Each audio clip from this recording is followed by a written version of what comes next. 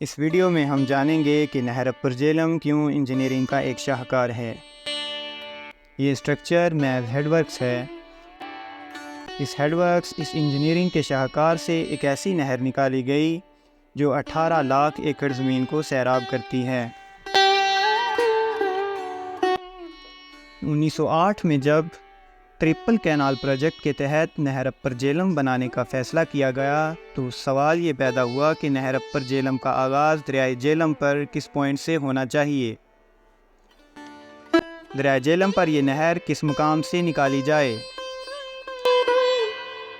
Engineers نے تحقیقات کے بعد 2 مقامات پر اس منصوبے کے آغاز کو فائنل کیا۔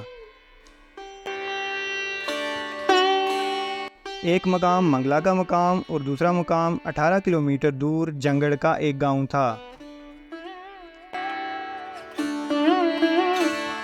منگلا کے مقام پر دریا کا بہاؤ اور پانی کی گہرائی زیادہ ہونے کی وجہ سے پانی یہاں کرو بناتا تھا۔ بہاؤ تیز ہونے کی وجہ سے پانی مٹی کو کریدتے ہوئے اس مقام پر ایک قدرتی تالاب بناتا تھا۔ انجینئرز نے اس مقام کو تالاب ہونے کی وجہ سے اس جگہ کو منصوبے کے لیے آئیڈیل قرار دیا۔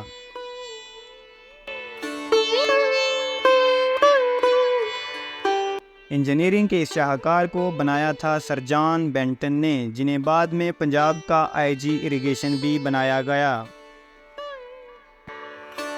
نہر اپر جہلم کے قیام نے گجرات اور منڈی بہاؤالدین کے علاقوں کو انتہائی زرخیز زمینوں میں شامل کر دیا تھا اور یہ نہر آج تک ان علاقوں کو سیراب کر رہی ہے۔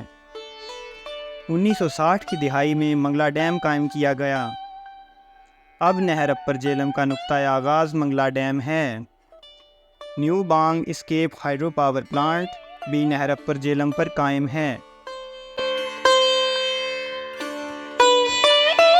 یہ نہر منگلا سے ہوتی ہوئی بانگ، کھڑی، جاتلاں اور پھر علی بیگ کے مقام پر کشمیر سے پاکستان میں داخل ہوتی ہے۔